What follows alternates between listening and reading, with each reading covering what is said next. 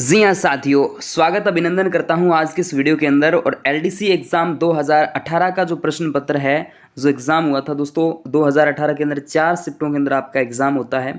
9, 12, 16 और 12, 19 अगस्त को एग्ज़ाम होते हैं, जिसमें 9 सितंबर का जो एग्ज़ाम है वो आपके सामने है। पूरा पेपर आप देख सकते हैं, इस तरीके से हल करने वाले हैं पूरे पेपर को हम। जितने क्वेश्चंस यहाँ पे राजस्थान जीके के संबंध में पूछे गए थे, उन सभी प्रश्नों पर बात करते हैं।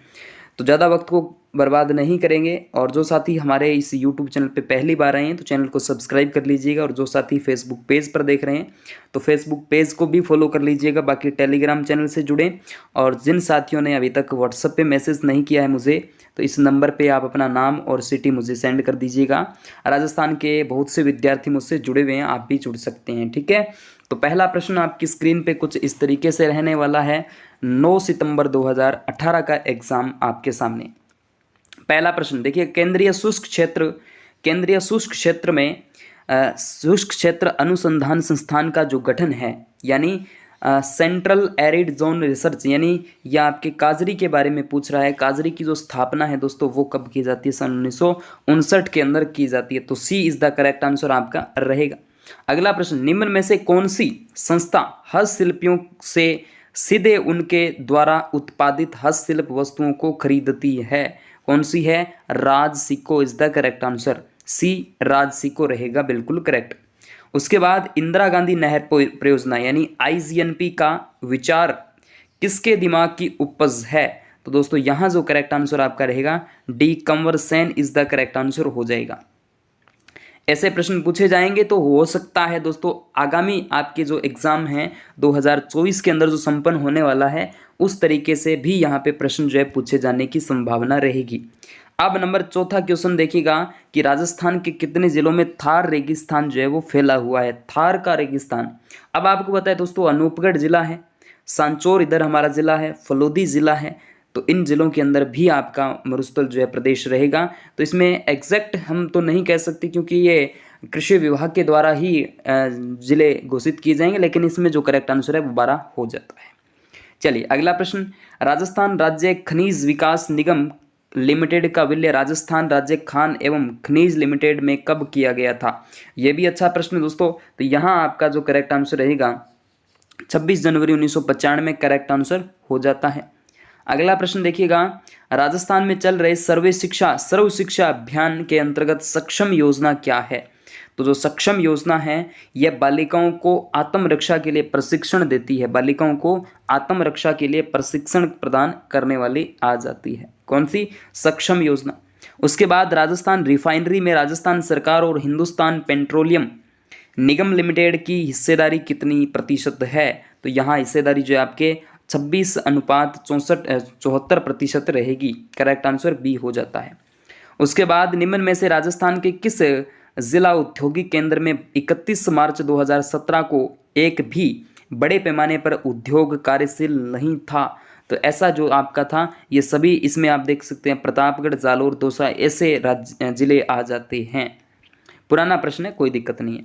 उसके बाद निम्न में से राजस्थान का पहला सुपर तापीय पावर प्लांट, इंपॉर्टेंट प्रश्न है दोस्तों, कंफ्यूज हो सकते हैं इस प्रश्न के अंदर, लेकिन सूरतगढ़ सुपर तापीय पावर प्लांट करेक्ट आंसर है, ठीक है। छाबड़ा नहीं है, छाबड़ा बारावाड़ा नहीं है।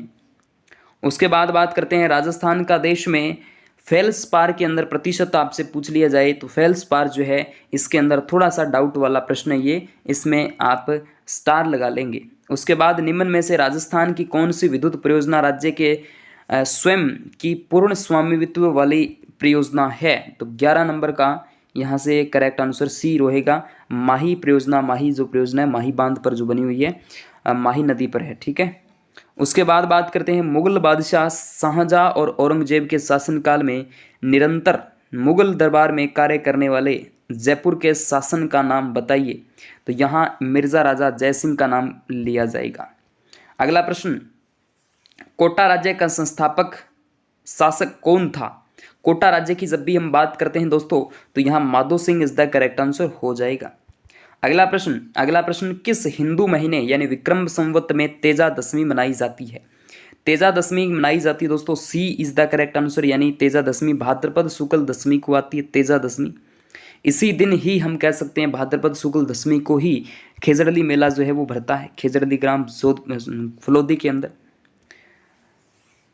जोधपुर ग्रामीण में। ठीक है। चंपाकली आभूषण शरीर के किस अंग पर पहना जाता है? चंपाकली आभूषण शरीर के गर्दन में पहना जाता है। भाई गर्दन बिल्कुल करेक्ट आंसर हो जाता है। उसके बाद बात करते हैं दक्षिणी राजपुताना के छोटे राज्यों को एकीकृत करने के लिए किसने हाड़ौती संघ बनाने का प्रस्ताव दिया था? हाड़ौती संघ बनाने का जो प्रस्ताव दिया था वो कोटा से थे महाराव भीम सिंह, महाराव भीम सिंह।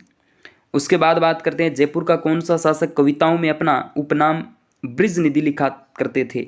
ब्रिज निधि के नाम से जिनको जाना जाता था Sawai Pratap Singh, correct answer Sawai Pratap Singh, B यहाँ पे करेक्ट है। उसके बाद बात करते हैं जयपुर में वर्धमान विद्यालय की स्थापना किसने की? जयपुर के अंदर की थी अर्जुन लाल सेठी के द्वारा की जाती है, अर्जुन लाल सेठी द्वारा। अगला प्रश्न देखिएगा, निम्न में से कौन कोटा में 1857 के विद्रोह का एक नेतृत्व करता था? कौन था भाई? तो ये जो था आपका ए यानी जयदयाल खान था, जयदयाल और मेहरबा खान जिसमें आप सुनते पढ़ते हैं।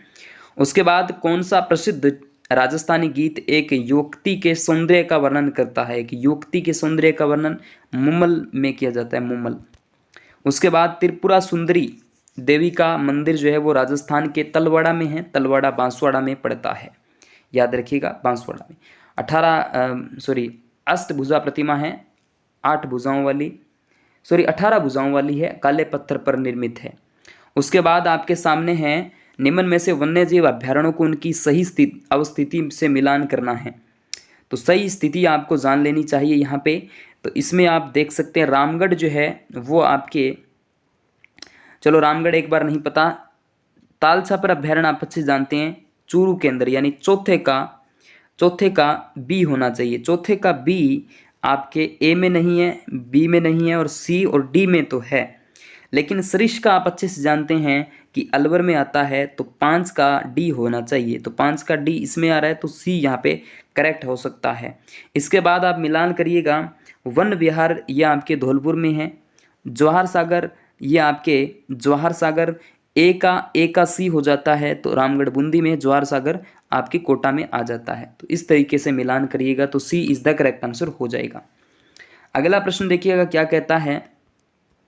अगला प्रश्न, कौन से वृक्ष की पत्तियों का उपयोग बीड़ी निर्माण में होता है? किसके निर्माण में होता है दोस्तों? तो बीड़ी निर्माण में होता है। तो सी, तेंदू पत्ते से बीड़ी के निर्माण यानी धूम्रपान डंडिका जिसको कह सकते हैं। गजनेर वन्यजीव अभ्यारण्य राजस्थान के कौन से जिले में स्थित है? गजनेर वन्यजीव अभ्यारण्य राजस्थान के बीकानेर जिले में स्थित है। अगला प्रश्न, निम्नलिखित में से राजस्थान के कौन से क्षेत्र में थारपारकर नस्ल पाई जाती है? तो थारपारकर जो नस्ल है दोस्तों वो आपके पश्चिमी जो शुष्क क्षेत्र है यहाँ पर पाई जाती है, थार वाला जो क्षेत्र है यहाँ पर। उसके बाद लाल दोमट मिट्टी पाया जाने वाला जिला कौन सा है? लाल दोमट मिट्टी की जब भी हम बात करते हैं तो ये डूंगरपुर जिला यहाँ पे करेक्ट आंसर हो जाता है। उसके बाद बात करते हैं नाथरा की पाल खान किस जिले में अवस्थित है? नाथरा की पाल जो है दोस्तों वो आपके उदयपुर में है, बिल्कुल करेक्ट आंसर नाथरा की पाल उदयपुर में, वर्तमान राजस्थान के सलूम्बर जिले में आ चुकी है। उसके बाद लूणी बेसिन राजस्थान के किस विस्तृत भू आकृतिक विभाग का एक भाग है? लूणी बेसिन की जब भी हम बात करते हैं तो पश्चिमी मरुस्थल का नाम यहाँ से लिया जाएगा। अगला प्रश्न, निम्न में से कौन सा बालू का स्तूप मंद पवनामुखी ढाल एवं तीव्र पवनामुखी ढाल वाला होता है? तो यहाँ आपका करेक्ट आंसर आपके बरखान हो जाएगा, barchan is the correct answer रहेगा। अगला प्रश्न, राजस्थान में निम्नलिखित में से कौन सी तहसील में सहरिया जनजाति का घनत्व जो है सर्वाधिक यानी अधिकतम है? सहरिया शहर से बाहर यानी 12 में है, तो 12 की जब भी हम बात करते हैं तो शाहबाद और किशनगंज की बात करें तो यहाँ सर्वाधिक प्रतिशत हमें देखने को मिल जाता है। इन दोनों तहसीलों में ही लगभग 97.12% जो सहरिया है निवास करते हैं। प्रसिद्ध बटांडू का कुआं आपसे किस जिले में पूछा जा सकता है? तो ये बटांडू का कुआं राजस्थान के बाड़मेर जिले में आ जाता है। उसके बाद गरदड़ा वृहद पेयजल परियोजना राजस्थान के किस जिले के साथ संबंध रखती है? तो ये बूंदी जिले के साथ संबंध रखने वाली आ जाती है। इस तरीके से हमने ये LDC 2018 के अंदर जो सितंबर के अंदर एग्जाम होता है 9 सितंबर को, उस पेपर पर हमने डिस्कस कर ली है। ओके विद्यार्थियों, थैंक यू।